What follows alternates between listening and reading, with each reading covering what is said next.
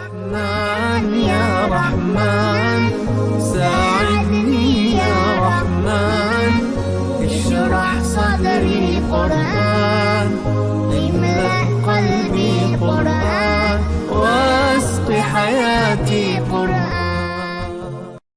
ہم اپنے ماں باپ کو ایسے الفاظ کہیں کہ ان کا دل چکنا چور ہو جائے۔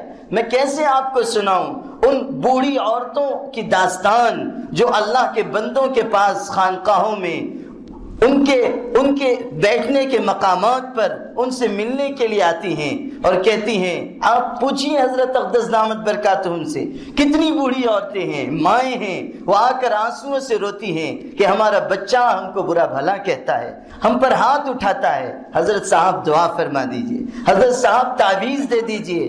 آپ تصور نہیں کر سکتے کہ اللہ کے ان مخلص اور منتخب بندوں کے دل پر کیا کیفیت گزرتی ہے جب وہ ایک بوڑھی جھریوں بھرا جس کا چہرہ ہے، اس بوڑھی عورت کے آنکھوں میں آنسو دیکھتے ہیں اور وہ رو رو کر سناتی ہے کہ جوان بچہ گھر دیر سے آتا ہے، جھڑکتا اور ڈانٹتا ہے، پیسہ بھی نہیں دیتا، مارنے کو ہاتھ اٹھا دیتا ہے، کس سے جا کر کہوں، کس سے درد اپنا سناؤں، اب میرے پاس سوائے بد دعا کرنے کے کوئی دوسرا راستہ نہیں ہے۔ آپ اگر کچھ کر سکتے ہو تو کر دیجئے۔ اللہ کے بندو، کیا اللہ کے رسول کی سیرت یہ ہے؟ کیا اللہ کے رسول کی مبارک زندگی کا پیغام یہ ہے؟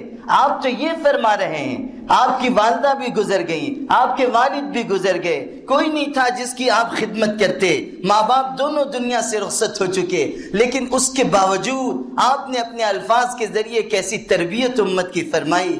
آپ نے فرمایا، صحیح حدیث میں ہے، آپ نے فرمایا کاش میری والدہ زندہ ہوتی۔ کیسے مبارک الفاظ آپ نے کہے، کاش میری والدہ زندہ ہوتی، وہ حجرے میں ہوتی، میں مسجد میں نماز پڑھ رہا ہوتا اور میری والدہ دروازے یا کھڑکی کا پردہ ہٹا کر مجھ کو پکارتی، تعال یا محمد ادھر آؤ، مجھ کو پکارتی محمد ادھر آ، تو میں اپنی نماز توڑ کر اپنی امی کے پکار پر چلا جاتا۔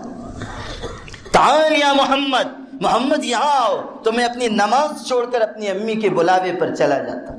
کیا اس لیے نہیں یہ فرمایا کہ امت سمجھے کہ ماں کی عظمت کیا ہے؟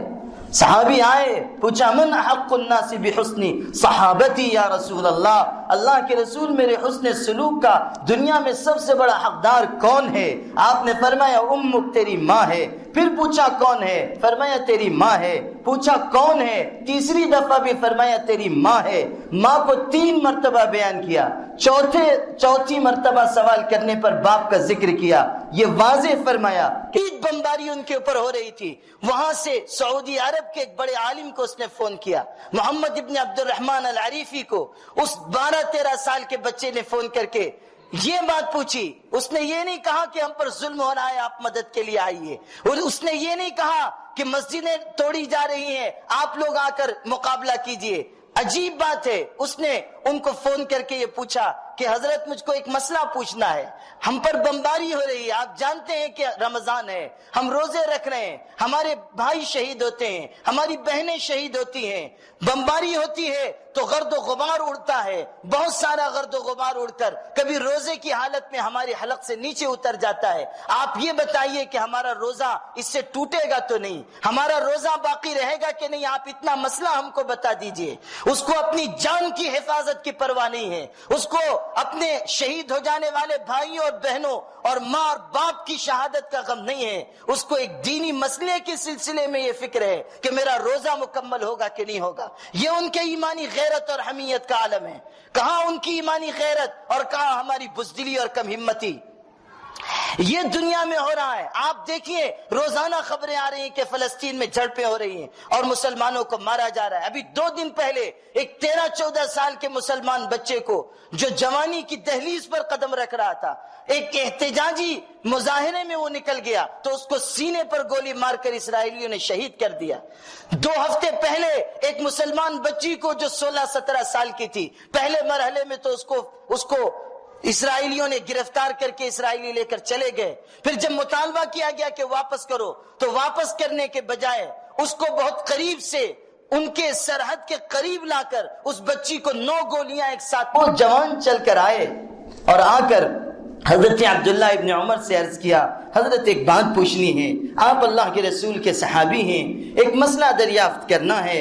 یہ جو ٹوکری میں بوڑھی عورت آپ کو دکھ رہی ہے، یہ میری بوڑھی ماں ہے اور بہت کمزور اور معذور ہو چکی ہے۔ میں فلاں علاقے کا، بہت دور دراز کا علاقہ، اس کا نام لیا، میں وہاں کا رہنے والا ہوں۔ میری امی کو حج کا بڑا اشتیاق تھا اور میری والدہ معذور ہیں، میں غریب انسان ہوں، اپنی ماں کو سواری پر سوار کر کے حج نہیں کرا سکتا۔ اللہ کے رسول کے صحابی، میں اپنی ماں کو، بوڑھی کمزور ماں کو اس علاقے سے اپنے سر پہ سوار کر کے لے کر چلا ہوں، اور اللہ گواہ ہے، اللہ گواہ ہے، میں خدا کے گھر کے سامنے کہتا ہوں کہ ایسے گرم علاقوں کے بچے سے پوچھا کہ بیٹا ہمیں معلوم ہوا کہ تمہارے والد شہید ہو گئے، اس نے کہا کہ ہاں اللہ کو پیارے ہو گئے۔ کہا اچھا ہم کو معلوم ہوا کہ ماں بھی شہید ہو گئی، اس نے کہا کہ ہاں والدہ بھی شہید ہو گئی۔ بہن تھی، ہاں بہن بھی میرے سامنے اس کو گولی لگی اور وہ شہید ہوئی۔